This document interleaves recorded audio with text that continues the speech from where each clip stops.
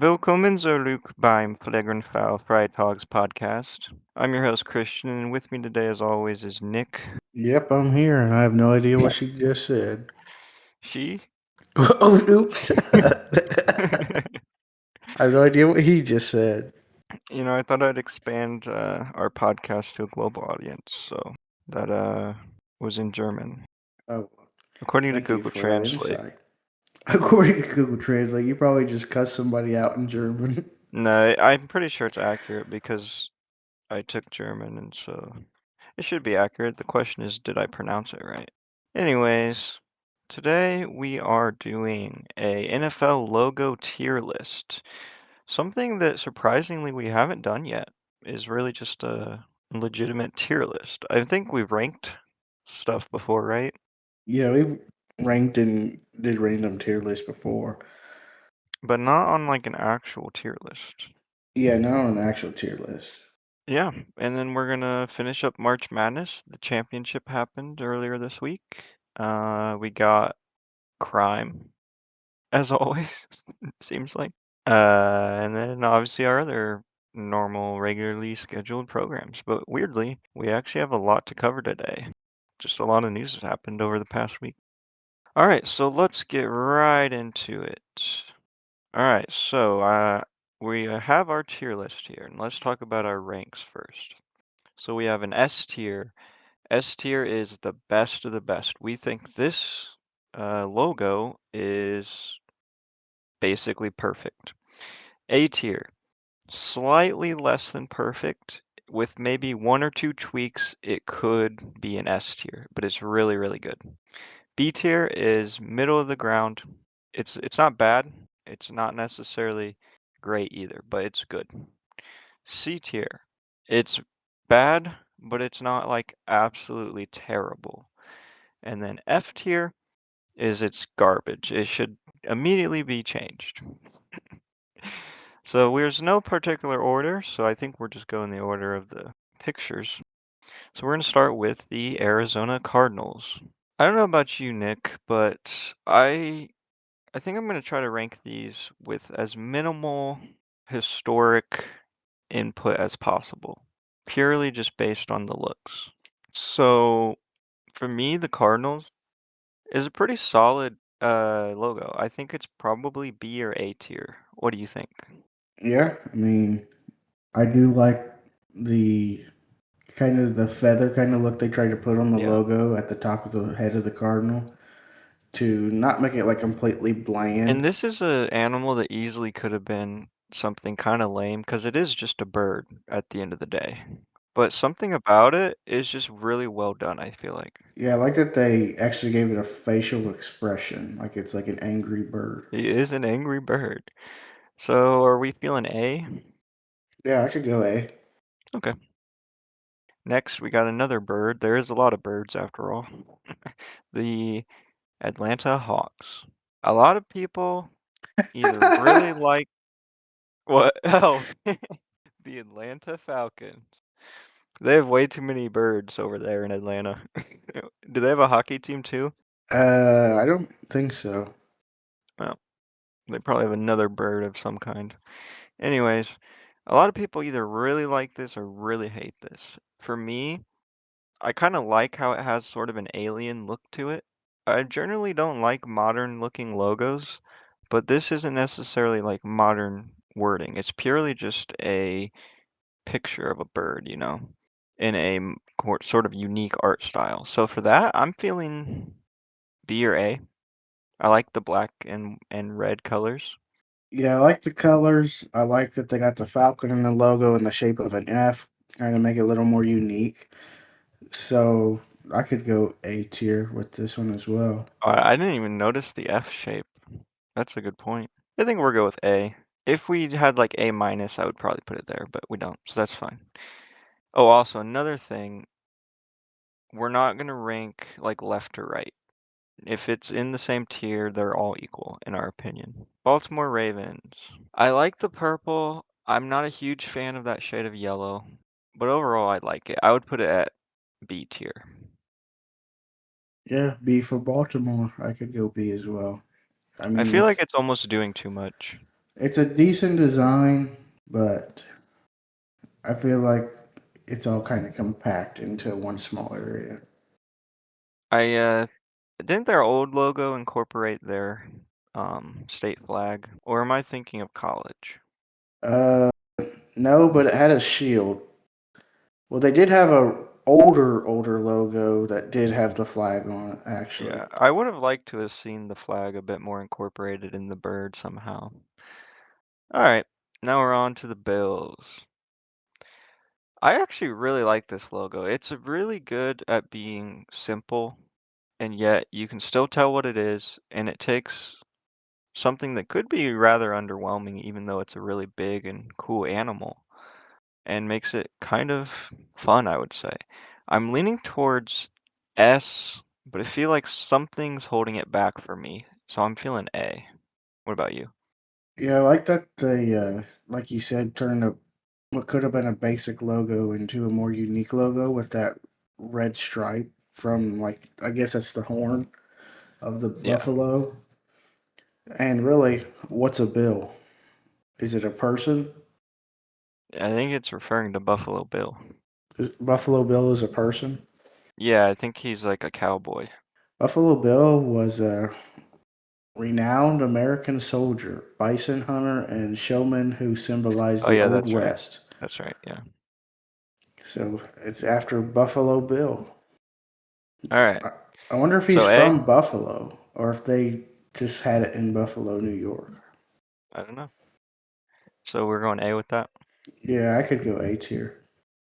All right, Carolina Panthers.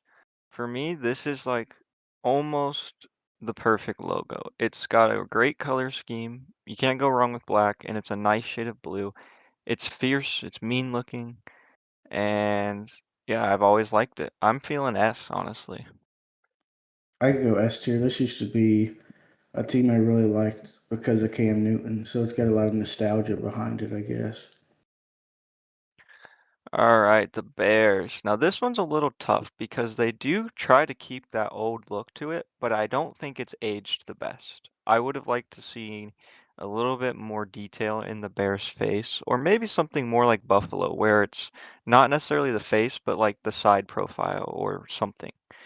So for that, I'm feeling B. I'm almost leaning towards C because the color scheme is also kind of odd depending on like the jersey and stuff you look at. I'd almost rank this over the Ravens, so I could put this at B tier. Yeah, I can go B. B for Bear. Every B team is gonna, well, except Buffalo. And next we have, I just realized there's a lot of B teams, isn't there? Next we got the Cincinnati Bengals. Now, correct me if I'm wrong, but they've always went for the B logo, right? Have they ever had like an actual tiger? I think really early on. Let me look it up. Back in, I thought I remembered that logo. Back in 1997 to 2004, they had the kind of like the Bengal tiger head. And then in the 60s, 67 to 69, they actually had a tiger with a football. Oh. So not always, and they had a couple helmet logos too, like the Browns. Oh wait, I remember the tiger logo. Because I used to have that up on my wall. I actually like the tiger logo better. So I think I'm going A or B with this because I'm a sucker for tiger stripes. Tiger is my favorite animal. So even though it's just a B with tiger stripes, I mean if you're gonna do a single letter, I think this is the way to do it. Yeah, I think with it being just a letter, I'm gonna have to give it a lower ranking, but they did add some detail in there, so I could go B tier. I'm feeling A, so now we have to debate. My thinking is, I feel like comparing this to other letters, which we will get to, I feel like this is one of the better. Like Green Bay compared to this, Yeah, I'd put Green Bay probably C tier you think? because that's just a If G. that's your reasoning, then I'm fine with putting it at B. Let's go, actually, let's do Green Bay right now. I'm feeling C tier also. I think historically and stuff, it's cool. I actually don't hate the color scheme, but it can look bad depending on the year and jersey. But overall, it's a little plain. It's yeah, really not much more to say about it. Yeah, like you said, it's got a lot of history, but it's just a plain G. That's fair. Browns. Now the little leprechaun guy is not a terrible logo, but I have never liked this, and I've never liked their color scheme. I'm feeling C or F here, honestly. Just because it's just a helmet, I'm going F tier. Okay. No hate on the Browns because of Well, their logo, but it's just a helmet. Come on. Cowboys. I have an issue with this. It doesn't scream cowboy to me. Even though it's, the Lone Star State and all that, I feel like it doesn't do the team justice. However, the design itself is pretty good, and the color scheme is nice. So I'm kind of feeling B on this. Yeah, I'm gonna go with B as well because it's literally just a star, and it's always been a star. Yeah, So it's got history, but at the same time, it's just a star. right. All right, next we got the Broncos. I This has kind of grown on me over the years. I didn't always love the color scheme, but I kind of like it now. And really, I think it's a very dramatic looking horse. It feels like it's taking something that could be not very scary and making it kind of scary. I like it. I'm feeling S. It's very reminiscent of the Panthers for me. Yeah, I was thinking S as well. Uh, the Broncos, they got a lot of detail in there with the mane and the chin line of the horse. Right. And then, like you said, also making it fierce. Next, we got the Lions. Now, this to me is very similar to the Bills. They keep it simple. It's a nice side profile, and the color scheme is great. I'm feeling A on this. Yeah, I could go A.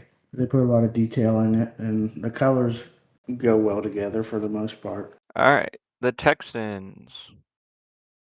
This logo has grown on me over the years, and I think part of it is the jerseys have kind of been good recently. But that aside, I I like that it's kind of abstract, like we talked about with the Falcons.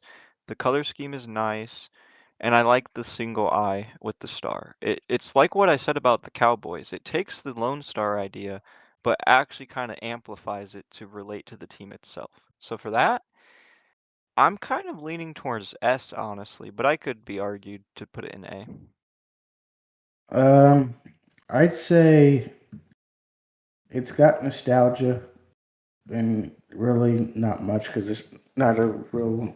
It's not really a team that's been around for a while, but Yeah. it's kind of got nostalgia because of J.J. Watt. But I'm thinking A tier just because you put it next to the Panthers and the Broncos that have so much, or I guess the Broncos have a lot of detail, whereas the Panthers is Yeah, kind of that's more fair. nostalgic and Honestly, nice. the more I look at it, I don't really like that the chin goes out right here for some reason. But yeah, that's fine with me.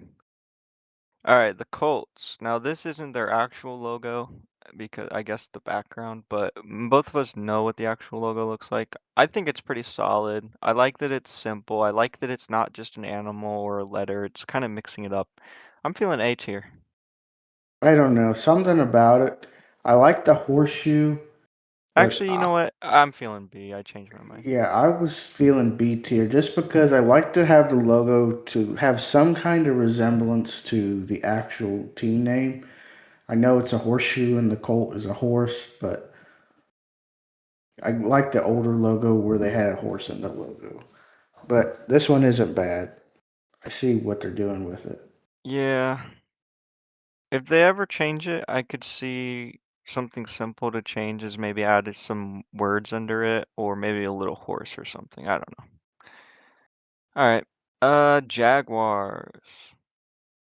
This one I really kind of hated as a kid. I kind of thought the color scheme was terrible. Partially they had kind of ugly, that like weird yellow jerseys, but it's kind of grown on me in recent years, and I'm feeling A tier. Yeah, I could go A tier.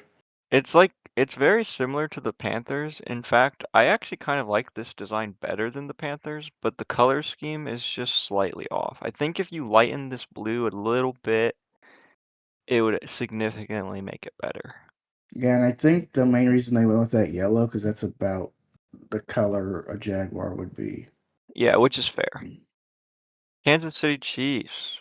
I mean, it takes the letter things that we've talked about and kind of amplifies it by actually adding something with the letters. Not to mention the font of the letters and the placement is pretty nice. It's almost baseball-esque, I would say. I think it's very solid. I'm almost leaning towards S tier, not gonna lie. I'm gonna go. I do like the letter concept, and I do like that they have like an arrowhead in there. I guessing to give homage to their stadium arrowhead, but I'm feeling A tier because, like I said before, it's not kind of resembling the team. It's just like a couple letters and the tip of an arrowhead. Well, a chief would use arrows, I suppose, but I know what you mean. Yeah, no, I think A is fine. All right, the Raiders. A lot of people love this logo. Raiders fans have some of the drippiest like fan costumes ever, but really it's never done it for me. I've never been a huge fan of it. Something about the face of the guy, maybe it's just too old school.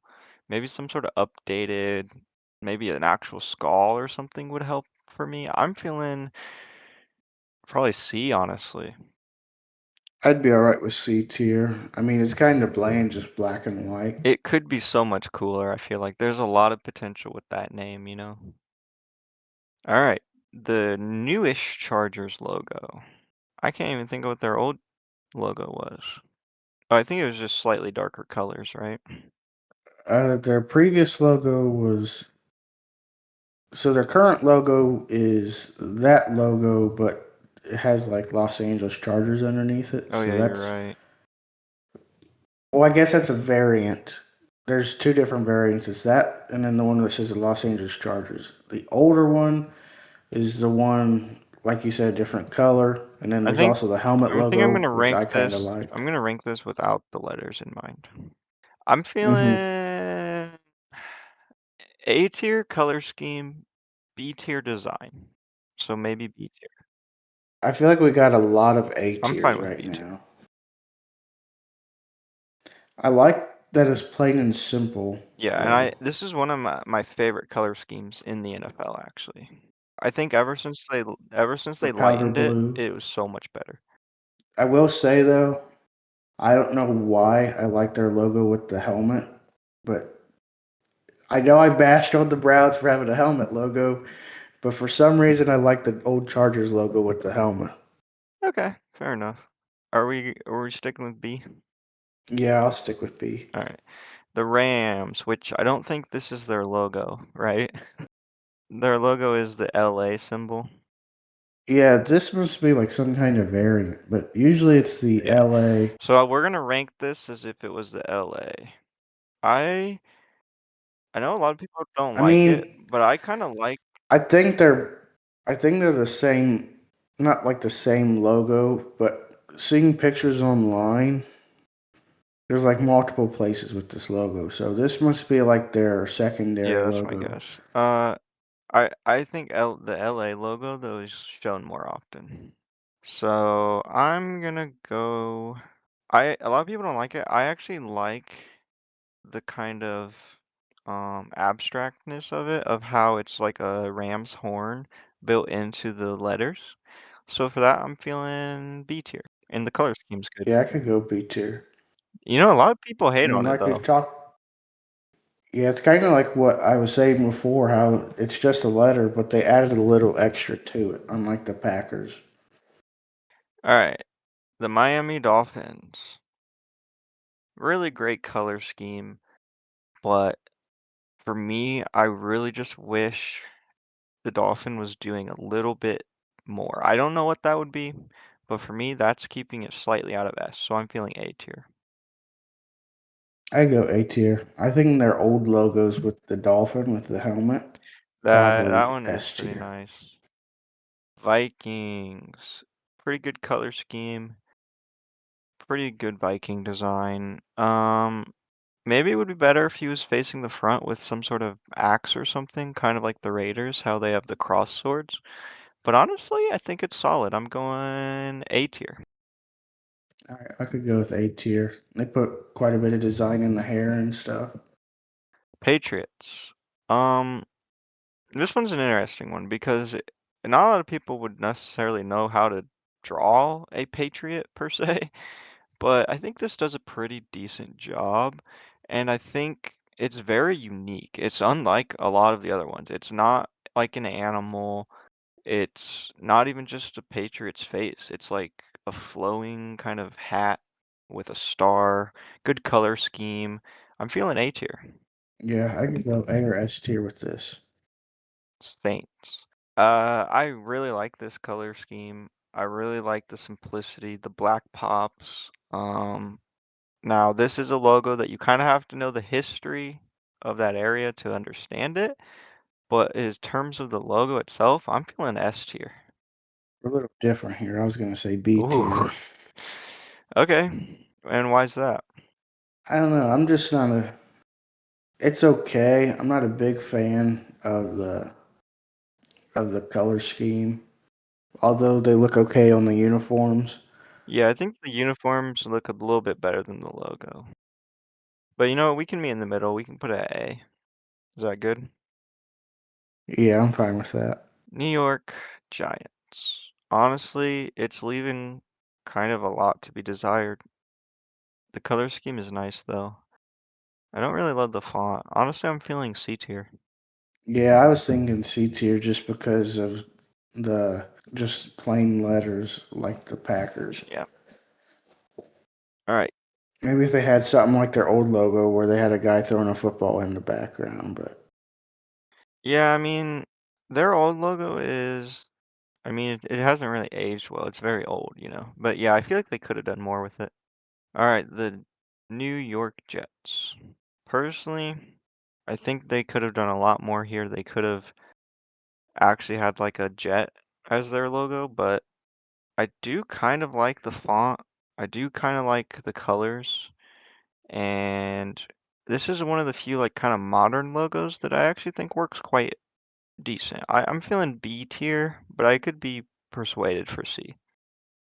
I was gonna say B tier as well. They kind of got the jet and that J up there. So they kind of implemented their logo with their name, but kind of a classic Jets logo with a little twist on the plane. I actually ended up liking these jerseys and this logo when it first came out. But Yeah. Yeah, no, that's fair. Philadelphia Eagles. Arguably one of the better color schemes in the NFL. And it kind of, for me, does what the Panthers logo does and takes an animal and makes it look ferocious, but it's not doing too much. For that, I'm almost leaning towards S, but I would be okay with A. I'd be okay with S. I mean, it looks like an eagle. It's It looks pretty like an eagle. fierce. They added kind of what the Falcons did, or not the Falcons. They kind of did what the Cardinals did, but added a little more, I guess, to it because at the top they got those feathers sticking out, whereas the Cardinals they just got the feathers sticking off. Yeah, I really don't know how to explain why it's so good because it feels simple, but it just works.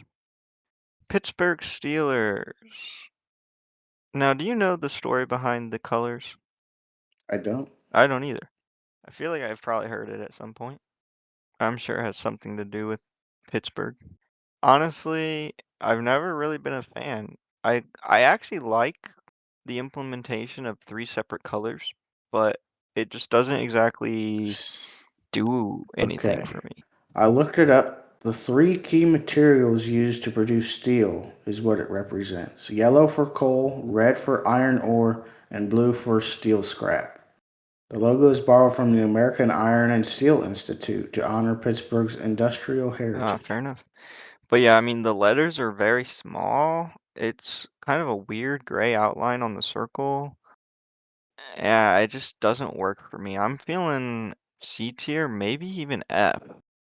I don't feel like it's quite as bad as the Browns. I mean, they at least got a little bit about Pittsburgh in their logo, whereas the Browns is just a helmet. I feel like Browns has to have its own tier. Yeah, okay, that's fine. San Francisco 49ers. Um, hmm.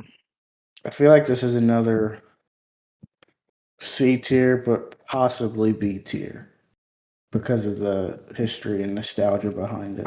I kind of think it would have been cooler to have like the word 49 with ers or something. I don't know. Honestly though, I like the font. I like that it has a little bit of gold.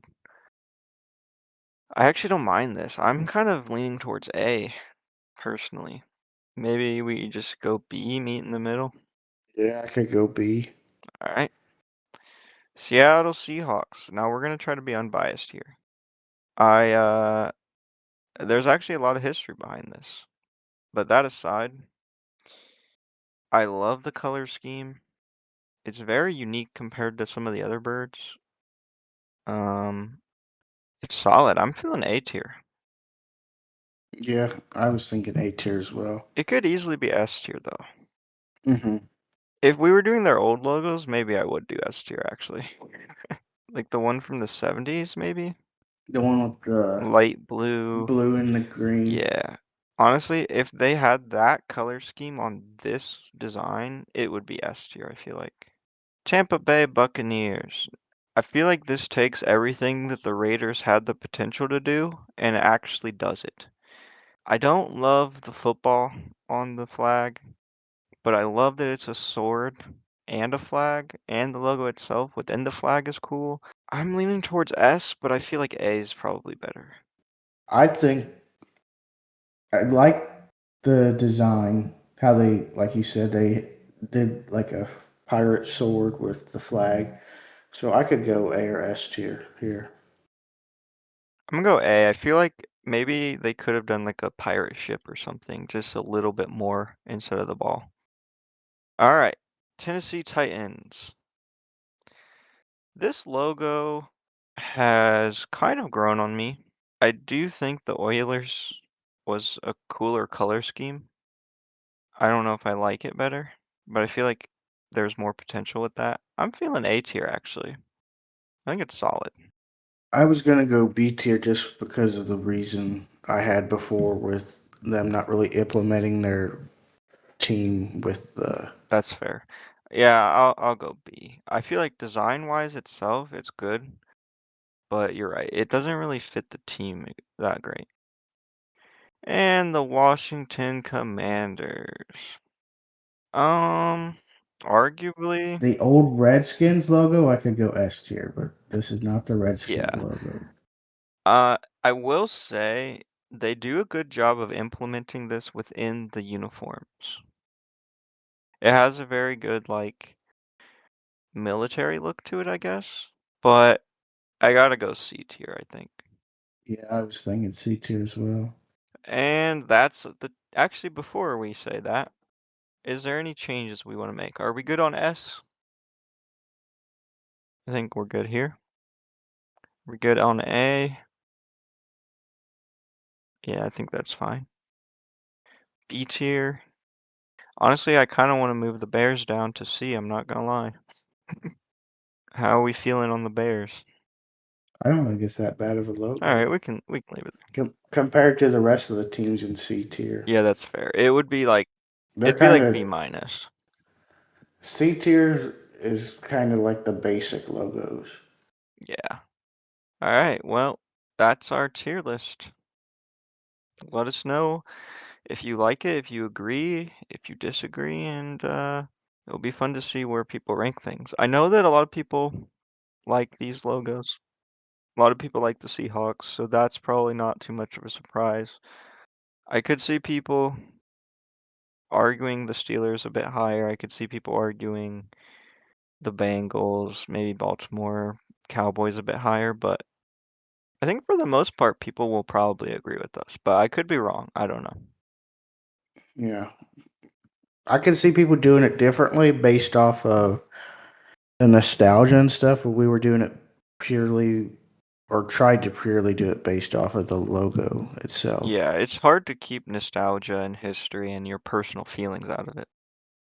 So now we're going to move on to March Madness. And at the beginning of March Madness, we talked about doing a punishment that was going to be given to the loser. And we mentioned shaving your head bald, and we decided that wasn't good because I'm getting married in less than a Which, month. And it probably was a good idea after all. Yeah, so we have the final scores. If you remember, I was behind by 100 or something points, right? Maybe 150 or so. I think so. You were However, down for like 99% of the yeah, it tournament. was because me and him had very similar early round picks, and then I had a few upsets that I didn't need to add. However, the final four helped me tremendously. The fact that Arizona lost and Duke and UConn won was crazy. And I ended up predicting the championship matchup correctly, even though I had UConn winning. So that's actually in and of itself pretty insane. It's pretty hard to get the final two correct, even if they're typically ranked pretty high, both of them. Um, I actually almost had the tiebreaker score right too, weirdly enough. I think I was within like 6 points of it. But yeah, so the final score, 990 points to me, 830 points to Nick. So that punishment will be probably released this weekend, I would say. Uh, yeah, so keep an eye out for that. How does it feel to lose? Well, I'd say it's not great considering I was up in the final four and then I ended up losing because Arizona lost and both of your teams went on to the championship. Yeah. Well, now we're going to talk about the rest of March Madness. So one thing we thought was worth pointing out is that leading up to the championship game, Michigan had won all of their games scoring 90 plus points. So that's 5 games in a row scoring 90 or more. And in pretty much all of those games, they won by what, 30 points? Maybe 20 to 30 points? Like Looks like 13. I the think 13's the lowest. So, yeah, 13's the lowest amount they've won by. so yeah, that's insane. They also had the largest margin of victory between two one seeds playing in the history of the tournament. And that was against Arizona, where they won 91 to 73. Did you expect it to be that much of a blowout? No, but I think Arizona was like 0 for 12 or 2 for 12 on three pointers in the first half. And they were like 5 for 25 on their like 25 shots. They were not playing very good. Yeah. Definitely haven't didn't play how they have been all season. Came out, I believe, around the championship. Maybe it was a little bit I think it was a before, couple days before. but the NCAA announced that they are expected to finalize an expansion for the men's and women's tournaments to 76 teams. So, unless something happens that they don't see happening, they plan to have this go through for next season. And it would add 8 games to the first four, with 24 teams playing in an open round before advancing into the second round. Yes, so does that mean the tournament's going to start a little earlier? Or is it going to end later? It doesn't say. I would hope they push it up a little bit because they're kind of running into the end of the NBA season. Yeah, that's good. That's a good point. Um, Now, was the women the same size as the men? Because I thought their tournament was smaller, but that might have been 2 years ago. The women's is the same, I believe. So was that a change last year? Because I thought 2 years ago it was like way smaller because people kind of predicted it a little easier.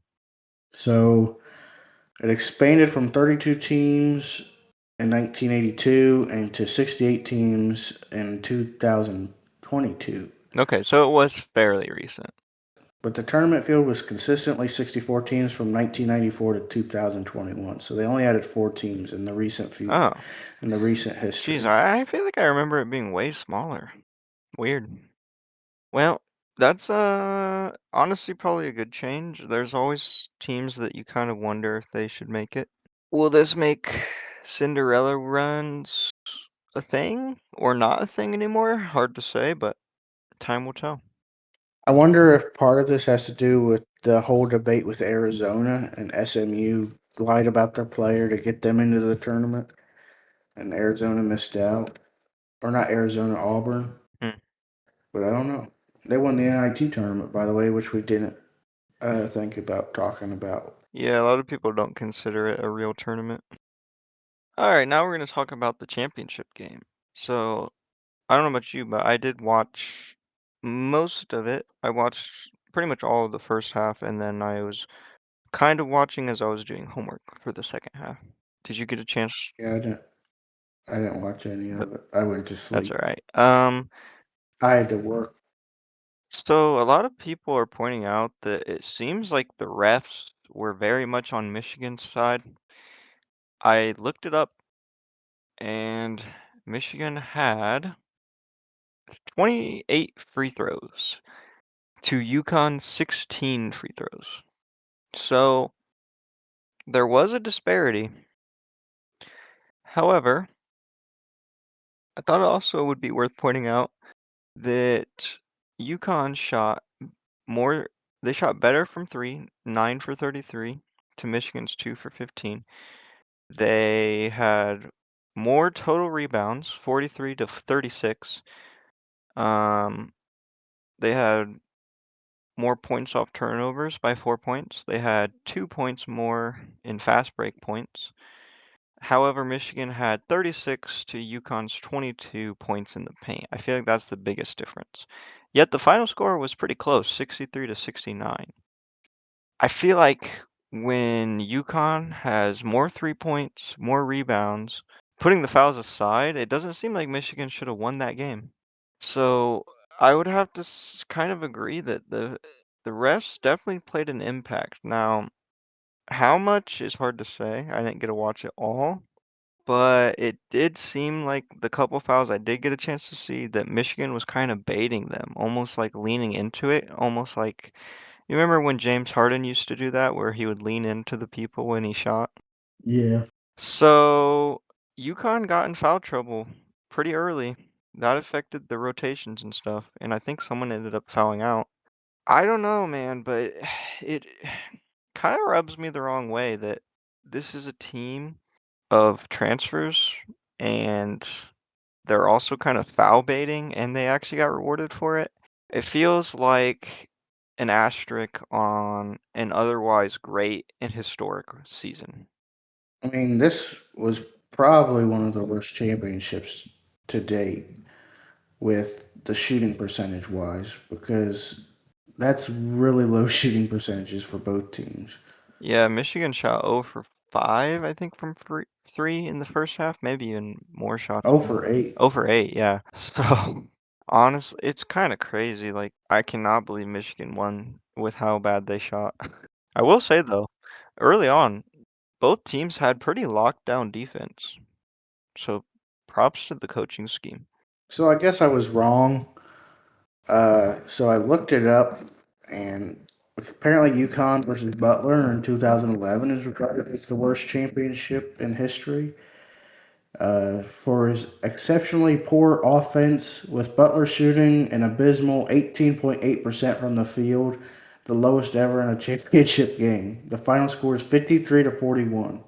Jeez. So I lied. It's not. It's the worst I've seen shooting wise, but Well, you didn't not the see it. worst shooting wise. The worst I No, know I of. know. I knew of. Yeah, so I don't know. I don't want to be a hater or conspiracy theorist, but it's something worth noting. And it did feel I generally give refs the benefit of the doubt. I'm not one to be like most fans and say the second the team you want to win is losing that it's the refs' fault, but man, it felt like the refs had a very big impact on this game. Yeah, and speaking of the championship game, Michigan's actually the first team ever to win the national championship, starting 5 transfers, which is kind of nuts because I looked at a list before the tournament, and Duke is the only team that had all starters that originated from Duke. Everybody else had at least one transfer. Yeah. Honestly, this is another reason it kind of rubs me the wrong way. It almost feels like a team with it's not like they didn't have chemistry because obviously they had a whole season to like play with each other and whatnot, but it just feels almost like a fake team. I don't know. I also was looking up the NBA mock draft going into the championship, and Michigan had like 5 players in the first round before any UConn player showed up. Like for this year's mock draft, Pretty sure. So, kind of a build a team, some would argue. I mean, that's kind of what college sports has turned into with the NIL. Yeah, I mean, we saw it last year with Indiana, or this year with Indiana in the championship for football. yeah, I feel like it's more impactful for basketball though because you have to get less players. So we'll see if this is a continuous theme from now on, assuming NIL doesn't change much.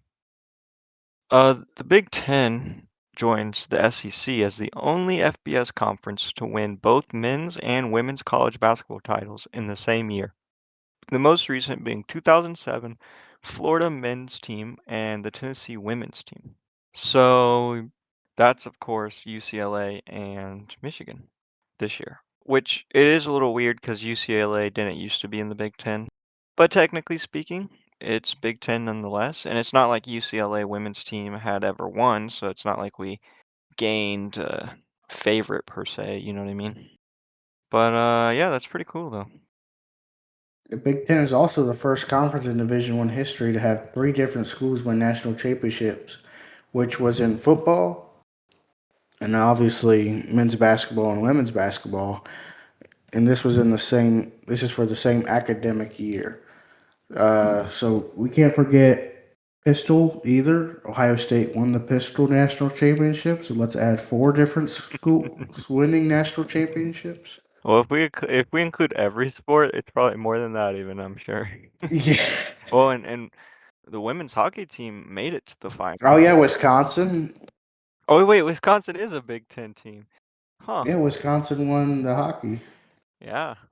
And then if we're gonna go back another year, Ohio State won the championship of football. Well, this is for one I academic know, year. but I'm just saying, in general, Big Ten is rolling. So looking on here, Michigan played. Oh, it Wait, don't say. didn't Penn State win the wrestling championship? I think so. And right now, the Winter Four is in the semifinals with Michigan on one side and Wisconsin on the other side. So Big Ten's just dominating. Yeah. And Michigan is the first Big Ten team to win a national championship since 2000. Hopefully a sign of things to come. Hopefully Ohio State can get one. With all the transfers leaving, maybe not. And then this is Michigan's second championship in men's basketball. Their first was in 1989. However, they've been to the Final Four, I think, maybe 10 times or so. So, not bad. All right, now we're going to move on to the ball in order segment.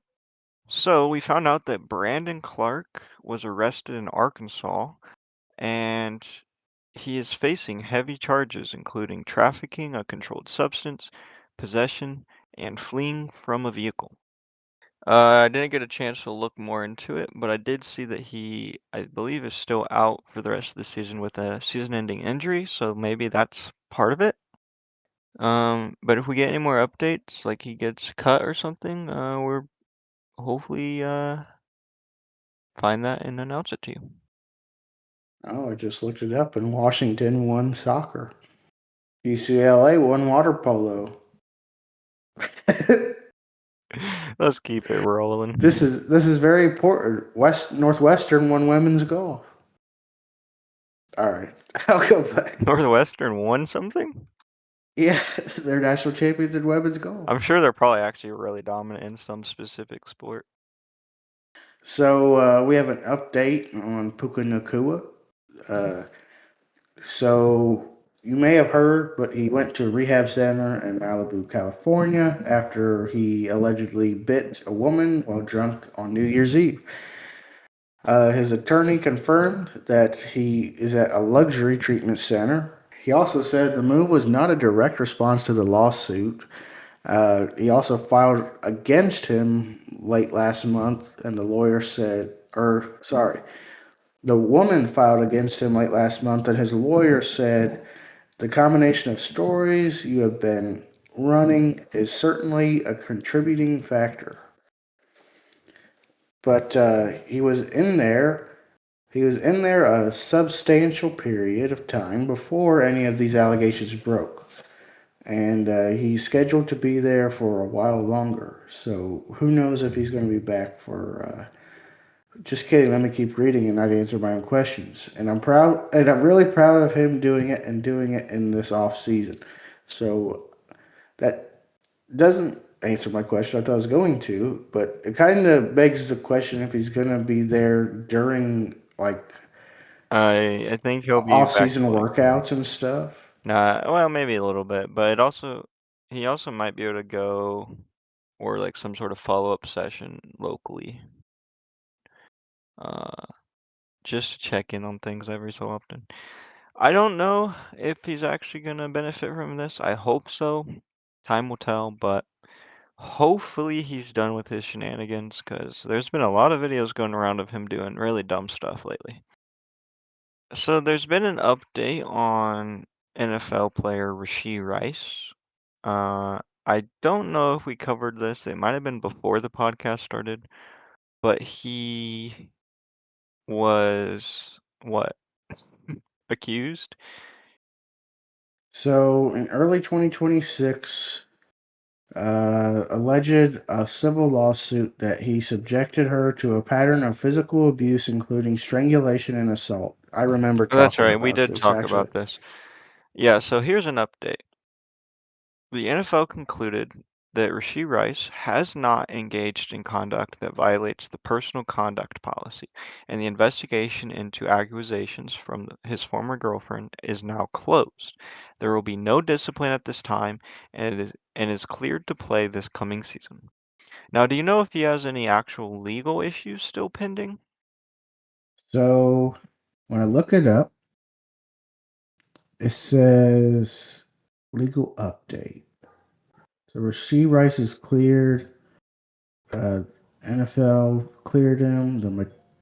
The maturity tax. The hosts argue the Rice's lack of self awareness, whatever.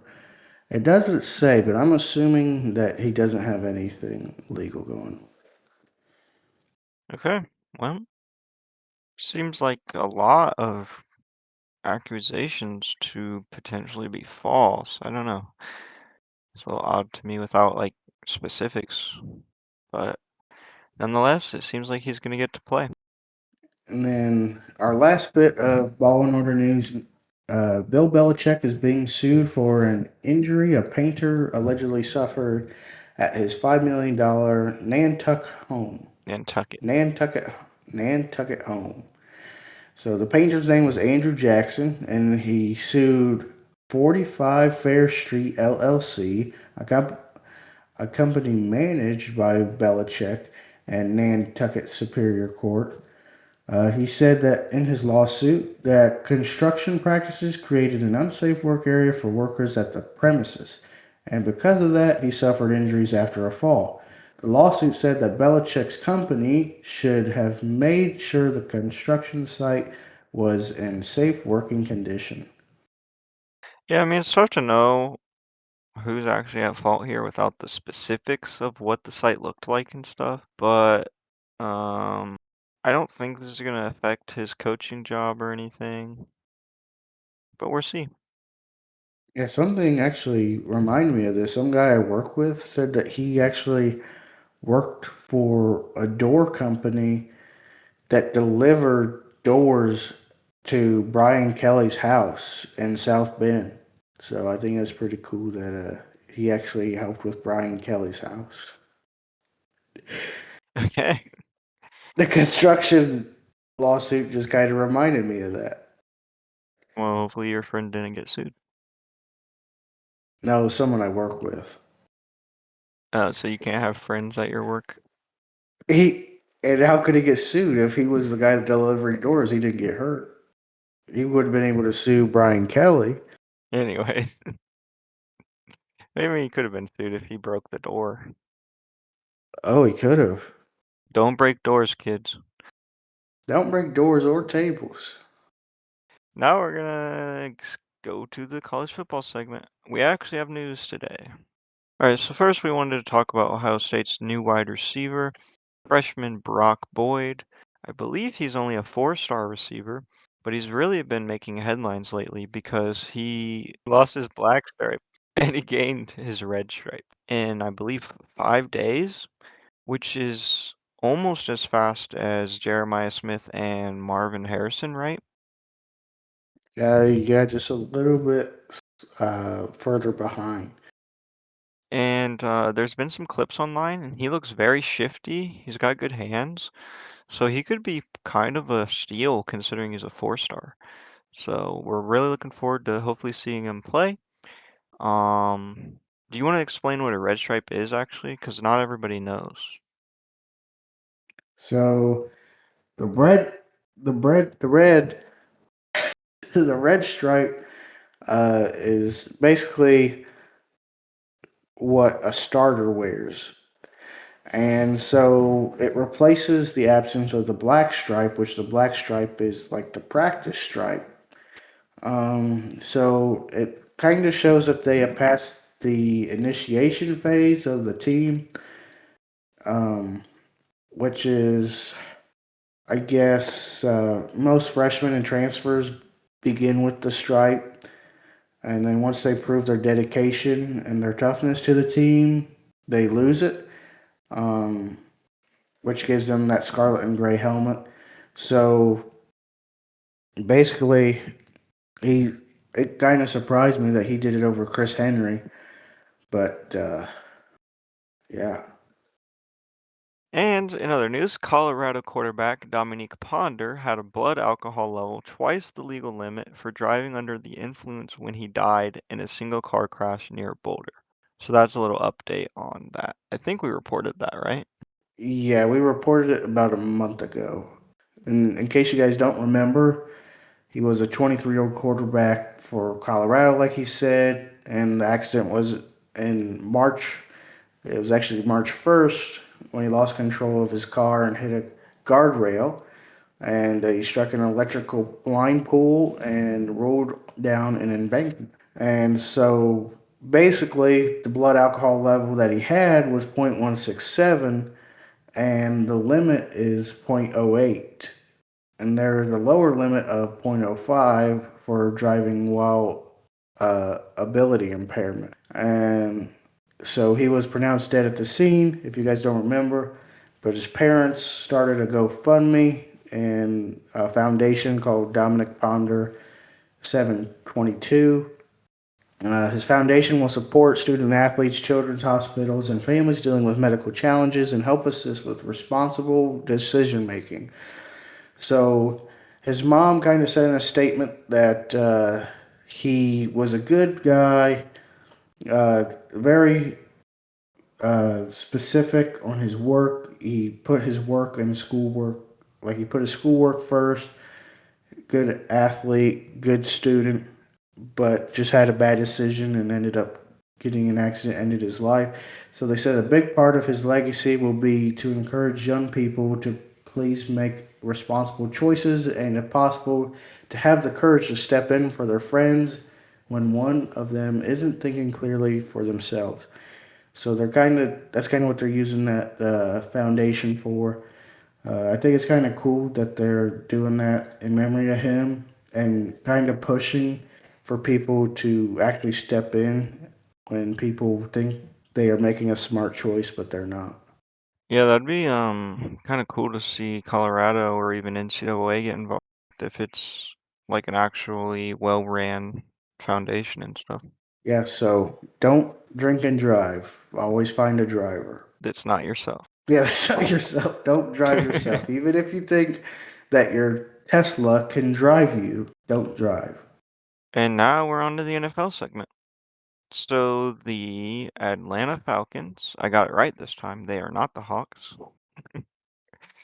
Got new uniforms announced. So comparing it to last year, I think it's an improvement in some ways and a downgrade in others. Here's what I mean by that.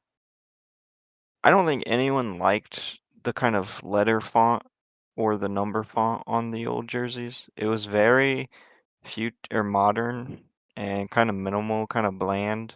However, the color schemes were pretty decent. They went for like all black and then a couple other options, and I thought it was okay. This year they got rid of the black tops altogether, at least so far, and went for red tops with white pants, and then there's like all white and then white with black pants. I really like the red. I really like the change to the letters and the numbers, like I said. The font's different, it's good. But I really would have liked to see the black jerseys return. Yeah. Personally, I did like the black jerseys. I really like the red and black ombre jerseys. Just because it's different. No other team has that. Kind of reminds me of the Utah Jazz when they had those ombre jerseys. Um, but I do like those red jerseys. I do think they could do a better job with these jerseys and maybe do like a, I guess, a color rush with a red on red. I think that would look okay. Yeah, red on red would have looked good. Like I said, I just wish there was a black top. For some reason, there's not. Which they could implement or Yeah, I mean, it wouldn't be bring that hard. jersey back for the future. Yeah, it definitely wouldn't be hard, but um, I don't know if have the Falcons ever been red, like all red mostly for the home jersey. I don't know that they have been. So, 60s to 70s, they were black with white. In the 70s, for most of the 70s, they were red for home. And I then they were really, black again in the 90s, black through the 2000s. And then they had like that red alternate. And then back in Matt Ryan's day, they had the oh yeah, red they did have the alternate as red. well. The red alternate and during Matt Ryan's day was really nice. But again, that was an alternate, so I don't quite get why they made it the home jersey.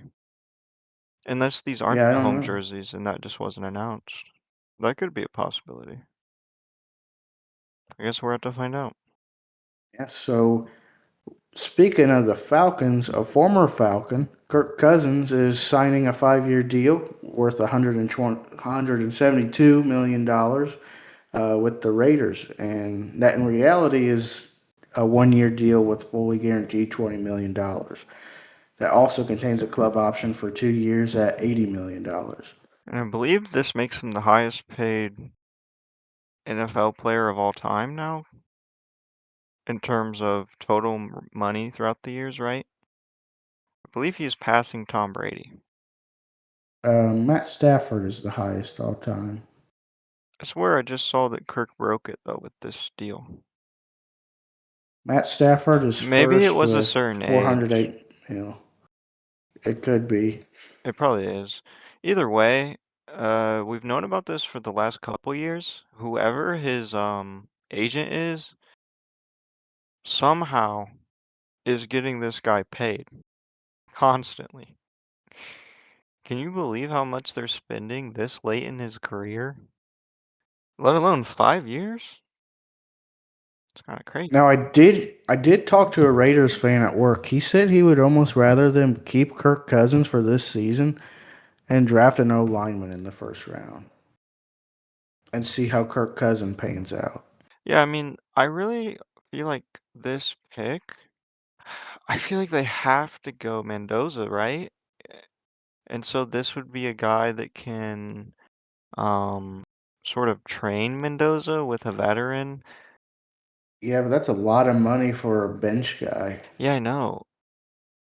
That's why I'm thinking they almost want to start him right away and then shift towards Mendoza and then keep him as a backup because it's always good to have a decent backup.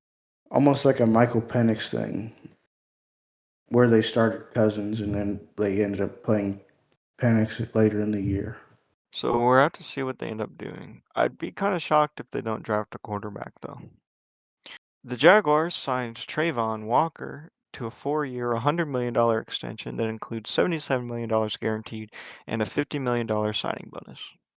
Falcons have exercised their 2027 fifth-year options on C.J. Stroud and Will Anderson. Seems like they still believe in CJ, as they probably should. Yeah, I think it's a little too early to move on. Um, I mean, especially if they got that fifth-year option, they might as well use it. See if they want to bring him back on a max contract or if they just want to ship him out the window. And we have a couple people retiring. Stephon Gilmore announced his retirement, as well as Caleb McGarry. Stephon Gilmore, kind of a legend, wouldn't you say?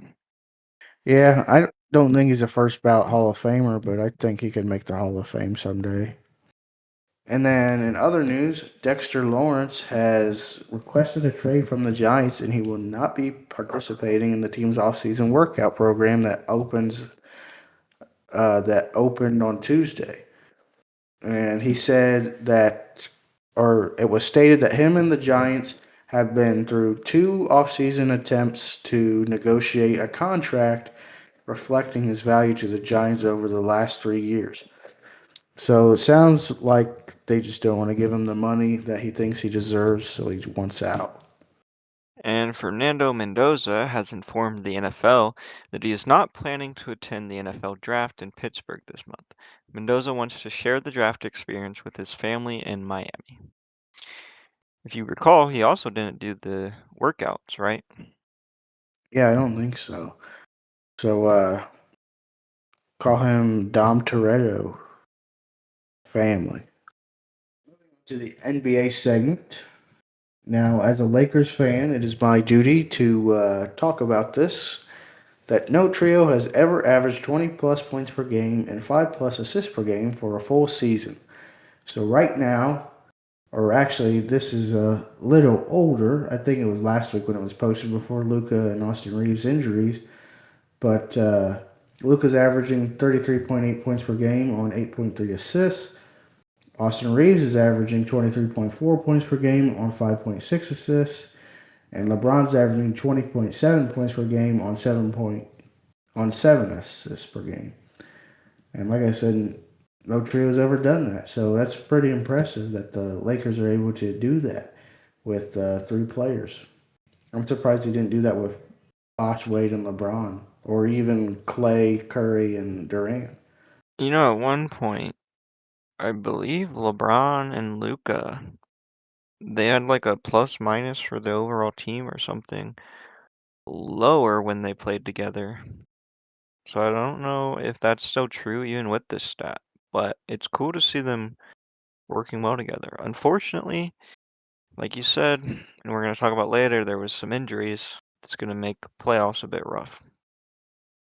And Nikola Jokic has officially averaged a triple-double this season, even though there's 3 games left at the time of this recording. It's mathematically impossible. So that's really impressive. He joins Russell Westbrook as the only player to ever average a triple-double in back-to-back seasons. I feel like he has a really good case for MVP, but then again, so does almost every other person. And little bit of news, not technically NBA related, but Mac McClung won the 2026 G League MVP and the scoring title. So he averaged 31.8 points per game, putting up Jordan numbers on the Windy City Bulls. And 7.9 assists.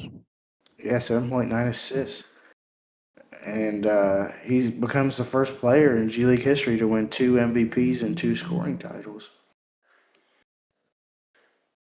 So it kind of says something. I just don't get it. Guy just says maybe the MVP should be up in the NBA. People point out that he's not good on defense, but I feel like with the right team, you can build around that. I don't know. Like, surely even as a backup, at least. But no one wants to take the chance for whatever reason. In other news, Con Canoopel broke Kimball Walker's season 3-point record for the Charlotte Hornets. It was 260, and he's currently at over 260. I don't know how many he'll end up with by the end of the season, but that's pretty impressive. You know, some people want to split the Rookie of the Year award this year because Canoop is having such a big impact with the three-pointers. They want to give it to him and Cooper Cup, but Yeah, I could definitely see them giving it to Cooper Cup. that is wrong on so many levels. And they want to give it to him and Cooper Flag. Now, some people pointing out that it seems like MVP and Rookie of the Year doesn't really factor in defense. So, could Canoopel steal it from Cooper Flag? I don't think so. I mean, Cooper Flag's not in the playoffs, and Concanoople is. So that could play a factor too. But they have LaMelo. Yeah, yeah, I guess. And then in other news, LeBron was handed his second largest loss of his career against the Thunder on April 2nd to the Thunder. And this final score was 139 to 96. I believe that's 45 points. I could be wrong. 35 points. Yeah, Now I'm right. it's crazy. Speaking of LeBron, LeBron holds the record for the youngest person to achieve 15,000 points in NBA history. However, Luka just reached third on the list at 27 years, 31 days. Second is Kevin Durant at 26 years, 78 days, and then LeBron at first, 25 years and 79 days. A lot of people say Luka's like digressing, but I think they forget how long he's been in the league. Not to mention he's actually having a really good season. So I feel like technically his prime is past him because most people's primes are within, I think, 6 years, 6 to 8 years of their NBA career. And people seem to forget how long Luka's been playing professionally, not even just in the NBA. So yeah, he probably is past his prime, but it's not like that makes him a bad player. That happens with everyone at, you know, this point in their Unless you're career. LeBron. Yeah, that's fair. But LeBron also, LeBron is like in his heyday on the Heat right now at 27 years old. yeah, but Luka, I think, has played longer because he was playing professional at 16, right? Yeah, over in Europe. So that would wear down on you a bit more. I don't know. Nonetheless, though, that's cool to see. Speaking of Luca, him and his lawyer plan to appeal the 65 game rule, so he is ineligible for the end of season awards after his season ending hamstring injury against the Thunder. He's only played for 64 games.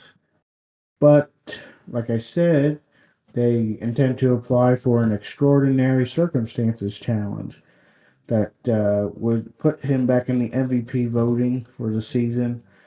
And they're kind of doing this because of the time he missed for the birth of his child. How many That games did he miss from that?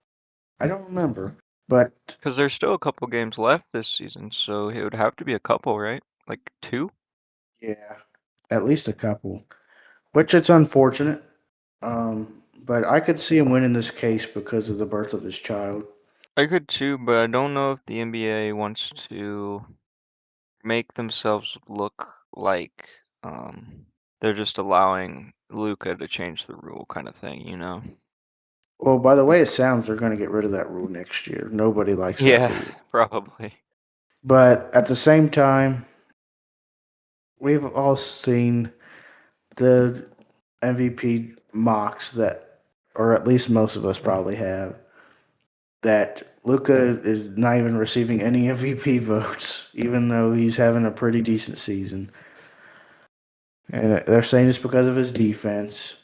And he's which ranked first it's among uh, guards in March. it's already been proven by multiple people that his defense statistically is not as bad as people say. Yeah, so it's unfortunate that he isn't getting the MVP votes. And honestly, I don't think he'll ever win MVP because of that. But if that's the reason, then why is Wemby arguably not considered an MVP because of his defense? You know? Wemby is considered But MVP I don't favorite. know. I've seen a lot of people saying that his defense is not enough to give him the MVP. So That's what's crazy is they say Luca doesn't play defense. But then when it comes to Victor Wembanyama, who's the best defensive player in the league, they're like, well, his defense isn't going to help him win. his offense isn't good enough. Like, Yeah, his offense isn't good and he's been enough. Well, playing on lowered minutes. I yeah, actually he's like playing saw like 28 if minutes per you if game or you something. standardize his minutes, he's averaging, I think, close to 30 points a game. So, Yeah, and they want to complain that Luca doesn't play defense, but that's what they got a Defensive Player of the Year award for. MVP is about all around play, and he's not great on yeah, I defense, mean, but he's still present there on the MVP defense. award has always been bad. Like, how do you decide what an MVP is? Is it the player that carries a bad team? Is it a player that has a lot of wins? Is it a player that gets the most impressive stats? I don't think anyone can make up their mind. Nobody can make up their mind, but in my mind, the MVP is the player that the team cannot perform without. Like they're bad without. So you think that immediately eliminates SGA? In a way, he could be in the MVP running, but I don't think he deserves it because he's not the most valuable player to his team. Yes, he's valuable, but they could still be a 2 or 3 seed in the playoffs without him That's fair. because that roster is just stacked. I think though, I think what would help is changing the name of MVP because I really think they viewed the award in general as the best player of the year award, right?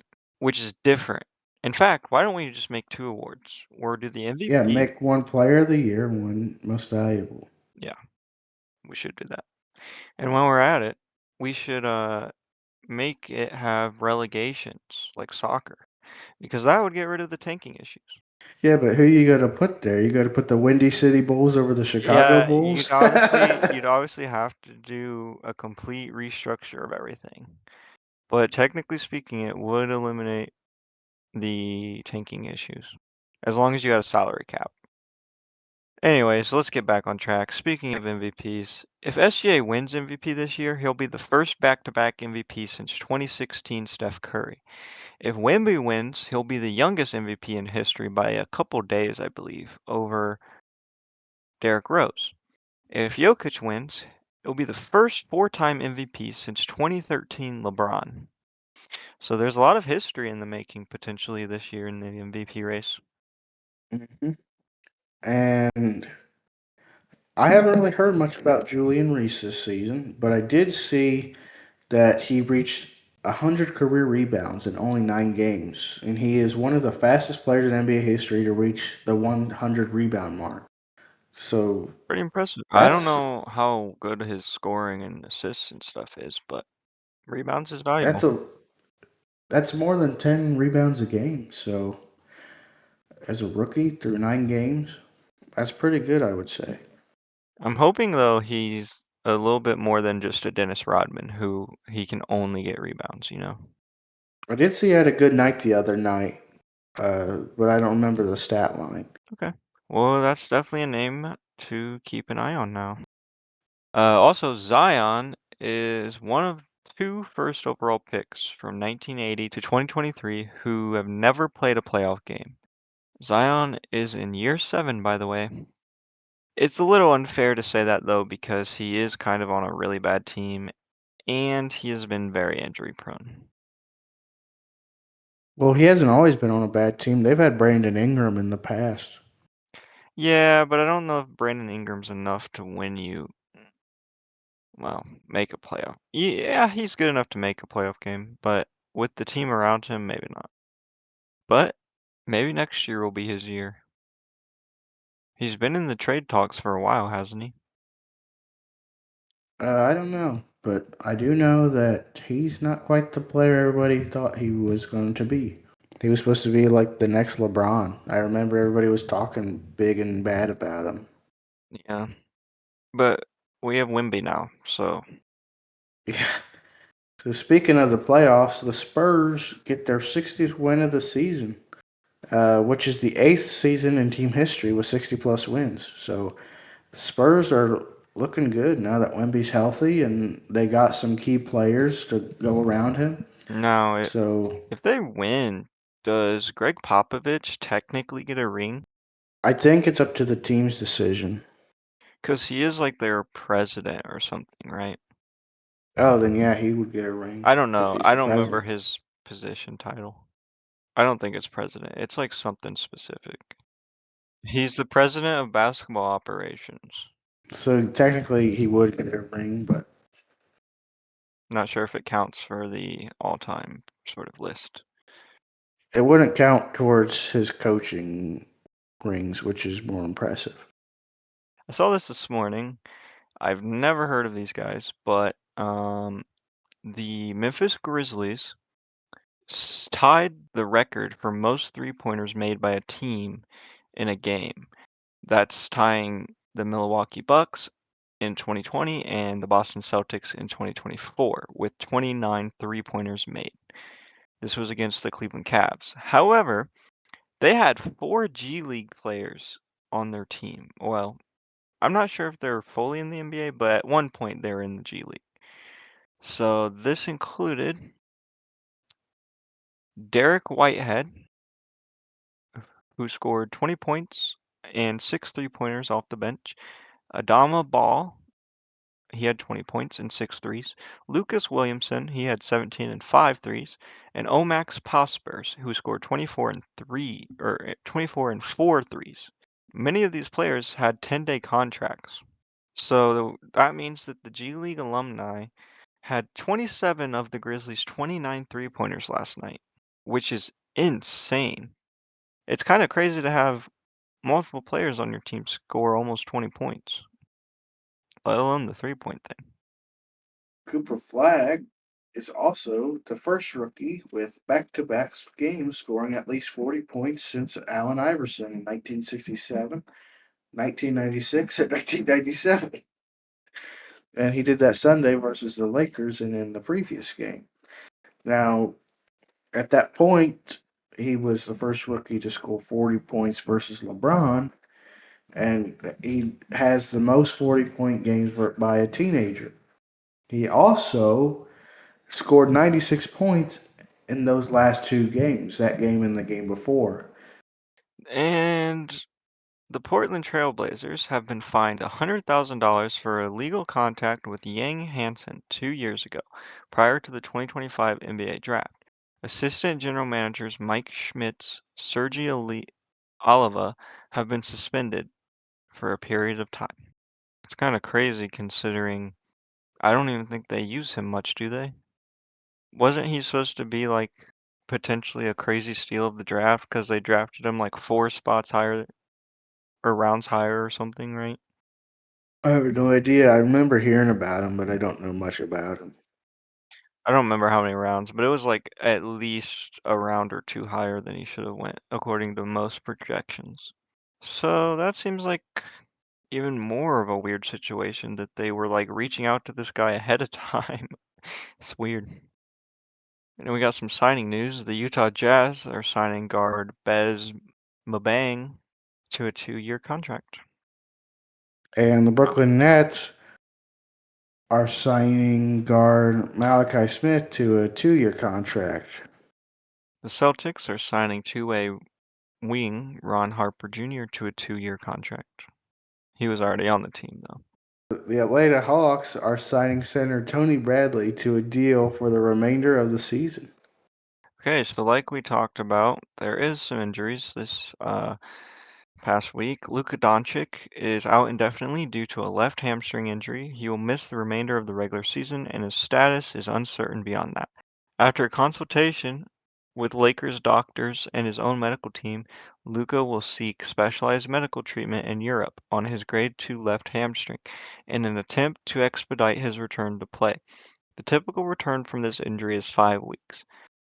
Also, Austin Reeves, also on the Lakers, has been diagnosed with a grade 2 left oblique muscle injury and is out for the remainder of the regular season. He is expected to miss 4 to 6 weeks. So potentially big losses, although both of them could come back mid-playoffs if the Lakers lock in. Yeah, so that requires LeBron to go prime and carry the Lakers through the first round against the Grizzlies. Well, maybe even more than the first round. Well, Might have to actually, do 2 rounds. they're not even playing the Grizzlies. They'd be playing the Rockets. So even harder, they'd have to be playing the Rockets, and LeBron would have to clutch in. So a little bit of news about Milwaukee.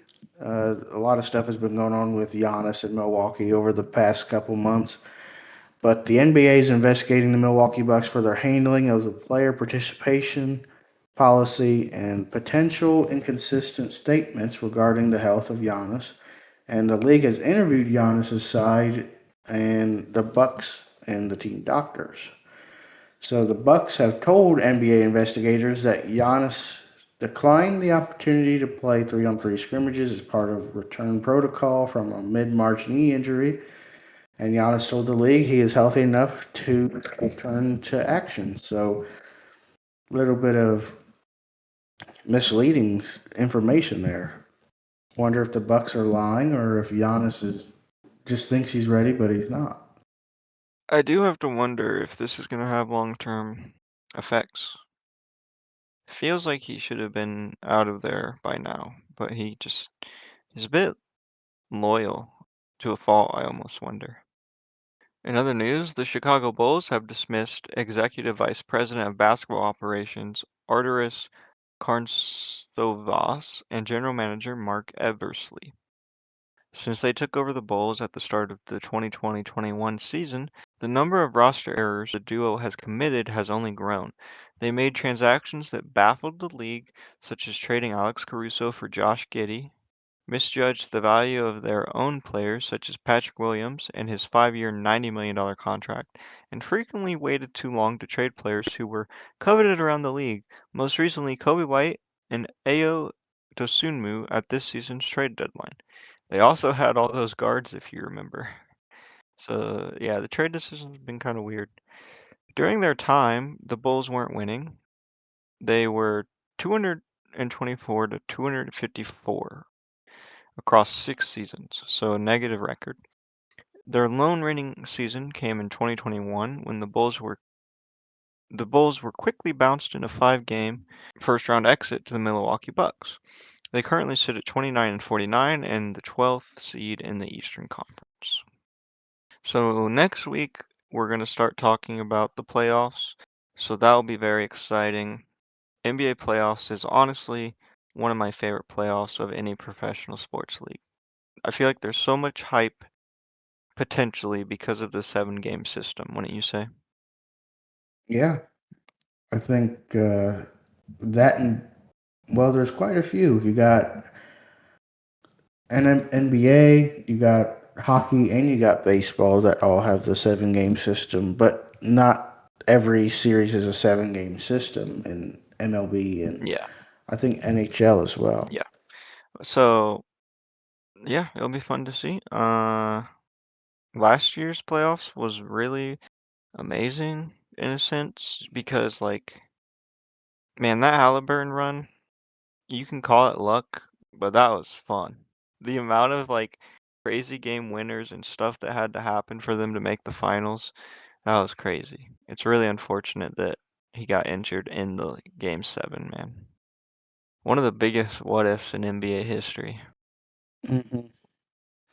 Speaking of the playoffs, right now the current playoff standings in the Eastern Conference for the first seed is the Pistons, and they've already locked in that first seed as they have the season tiebreaker over the Celtics. And then the Celtics are in second. The Knicks are in third. The Cavs are in fourth. Hawks fifth. Which the Celtics, Knicks, and Cavs all have their position locked because they won their divisions. The Hawks and the Raptors are 5 and 6. 76ers and Magic are 7 and 8. And the Hornets and the Heat are 9 and 10. So the 76ers, Magic, Hornets, and the Heat are in the play-in tournament as of right now, with the 76ers having the chance to bump up into sixth or possibly even fifth place. I will say, looking at the records in the East versus the West, this is one of the closest years it's been in a while. I don't know if that actually speaks to how close the teams are on level. I would say in general the West is still a bit stronger. But I mean last year wasn't it like a huge disparity between the West and East? I believe the upper seeds were quite a bit more on the winning spectrum. Yeah, I think the East last year was like one really good team, maybe two, and then like a huge fall off. And then the West was like super competitive. Yeah, so the Hawks, so the Hornets through the Hawks. So 5 through 9 is within 2 games. So pretty competitive over in the East right now for that play-in spot, whether they get into the playoffs or they have to do the play-in tournament. And the Western Conference standings currently, Thunder are in first with a record of 63 and 16. Spurs are in second, Nuggets are in third, Lakers are in fourth, Rockets are in fifth, Timberwolves are in sixth, Suns are seven, Clippers are eight, Trailblazers are nine, and Warriors are 10. Warriors have a record of 37 and 42. And Curry's back. Yeah. And one thing I actually want to talk about here is so the Lakers hold the tiebreaker over the Nuggets. So if they end with the same record, the Lakers get the third seed. And then we've talked about this a lot, but the Spurs hold the tiebreaker over the Thunder. So if the Thunder lose out and the Spurs win out, the Spurs will take the first seed. Which seems unlikely, but you never know. Yeah, you never know. I will say, when Wemby gets full minutes in a playoff game, man, we might have magic. People really want to see the Spurs and Nuggets play in the playoffs after their recent meeting. Yeah, and it could be more likely if the Lakers finish in the fourth spot. All right, now we're going to move on to the miscellaneous segment. J. Cole, the famous rapper, has signed a contract to play in the Chinese Basketball Association with the Nanjing Monkey Kings.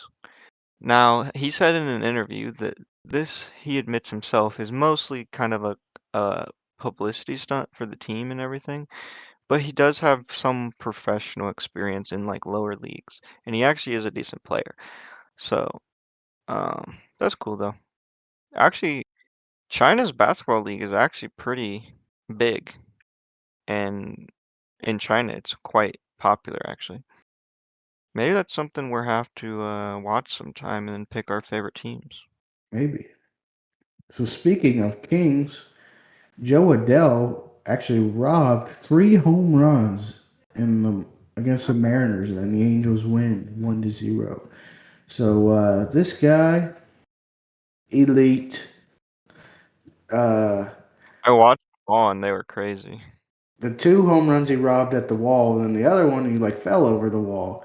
Which I was talking to somebody about it, and they think that should be a home run because you don't know if he dropped the ball when he fell under that wall.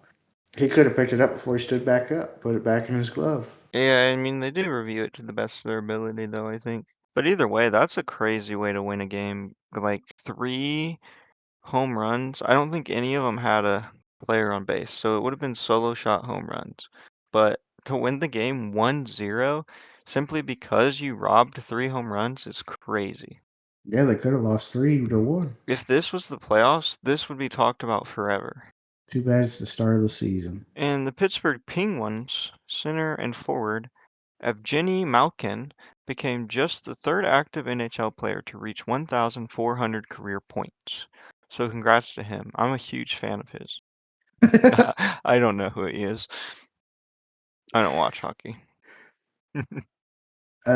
We talked about this a little bit earlier, but UCLA UCLA defeated South Carolina by 28 points to claim their first ever women's national basketball title in program history.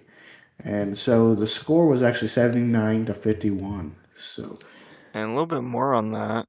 South Carolina's head coach became the first head coach to lose back-to-back championship games by 20 plus points. So in 2025, she lost to UConn 82 to 59, and this year she lost 79 to 51, like he just said.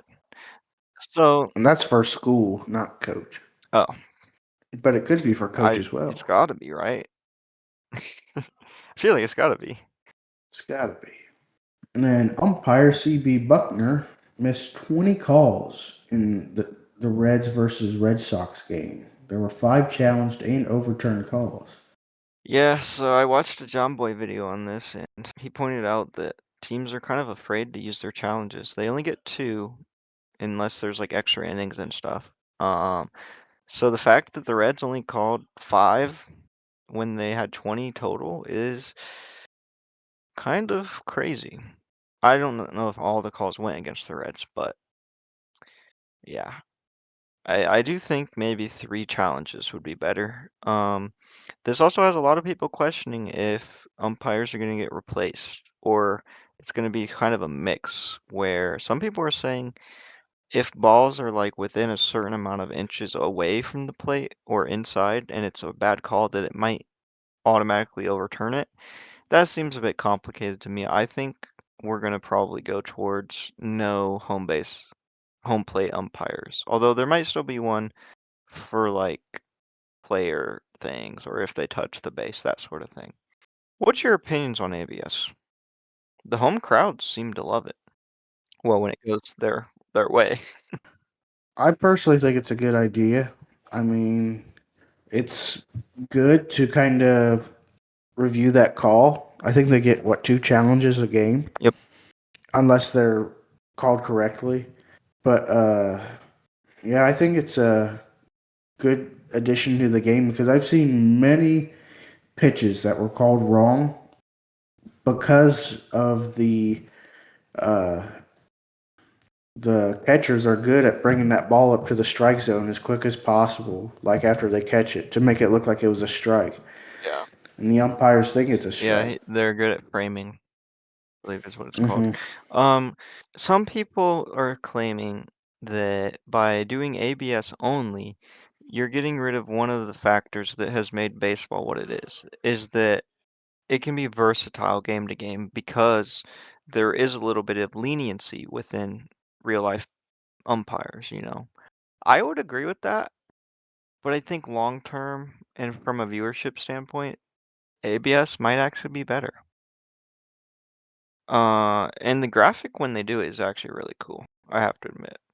I think the crowds are gonna go crazy in the playoffs when this happens. And arguably one of the biggest bits of news this week, Angel Reese has been traded to the Atlanta Dream. They're trading a 2027 first round pick and a 2028 first round pick to the Chicago Sky for the two-time All-Star, as well as a 2028 second round swap. Um, this is very debated online whether this is a good trade or not. Some people say Angel Reese is really, really bad at the game, and so this is actually a kind of good trade by Chicago. Other people say that it's way too soon to get rid of her. She's only in her third year, and she's a two-time All-Star. So it's kind of unprecedented. This is very reminiscent to me of the Luka trade to some extent. Although Luka only got traded for one first-round pick and obviously a player, but still. What are your thoughts on it? I don't know. I don't really know much about Angel Reese. Yeah, I mean, time will tell. I have a feeling this might work out somewhat for Chicago. Like, they probably will end up with a decent player. But I don't know. Bit unprecedented, like I said, so it's hard to say. So next, I want to talk a little bit about baseball since it started up. Since we kind of mentioned baseball earlier, uh, The Reds had 0 errors in their first 9 games. They extended it to 10 games, and then I was watching the game last night, and they had an error last night, so they ended their streak. But it was the longest streak since 1900, which is Yeah. pretty bad, but also pretty good at the same time. They're also And eight and then three to start the season. yeah, they're 8-3 to start the season, which is the first time since 2021. So maybe this is a revitalized Reds team. It'd be good to see after some struggling years. I've seen a lot of people say the Reds are looking really good on defense. They just got to get their offense How's going. their pitching going? As far as I know, it's going pretty good. It's good. I mean, they had 2 games where they let up 8 runs, but other than that, they had, and they were both against the Pirates. Jeez, But the Pirates are like the top team of the league they right now. are? How did that happen? Oh, just kidding. They're 7-5. The Reds are in first though. Pirates are tend to be kind of one of the worst teams, I think. Well, the Cubs are 5-6. They're the worst in the division right now. All right, for our last bit of news, kind of a very interesting bit of news here, actually. Shaq and TNT Sports are launching the world's first pro dunking league. It's going to be called Dunk Man, and Shaq is going to be the commissioner. It's going to launch summer of 2026, and it will feature 24 elite dunkers competing across 4 group stage events for a $500,000 prize. The league introduces an Olympic-style scoring system and a season-long format designed to give pro dunkers consistent exposure beyond traditional one-night contests. The event's going to air on TNT, TBS, truTV, and HBO Max, with additional content on Bleacher Report, House of Highlights, and YouTube. Honestly, this sounds pretty cool. It's a little weird to me that it's like just 26 guys who like compete over the course of the season, but I guess that's kind of reminiscent of like F1 or something. And this isn't like too surprising because Shaq has kind of been known to like do stuff with like non-NBA dunkers. Like I've seen a couple clips in the past. So, yeah. I'm definitely gonna watch it if I get the chance. Yeah, I might watch a little bit of it. And that's the end of this episode. As always, thank you guys for listening.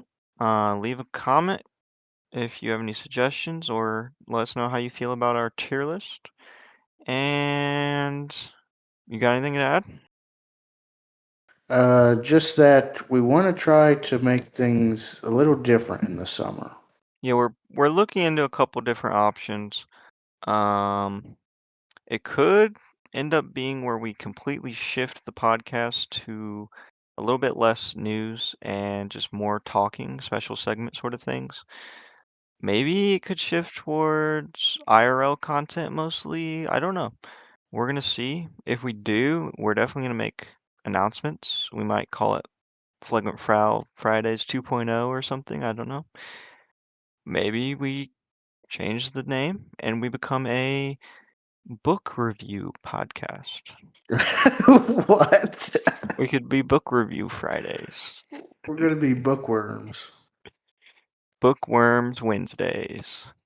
It's kind of got a good ring to it. See, now someone's gonna steal that. Oh well. Yeah. At least give me 10% of the revenue. All right. Right. We will see you guys next week. Thank you guys for listening.